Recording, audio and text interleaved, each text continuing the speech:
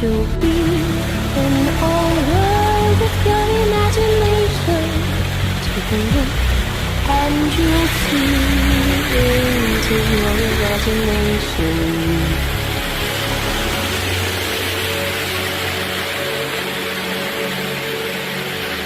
We'll begin with a spin, traveling in the world of my creation. What we'll see will defy explanation.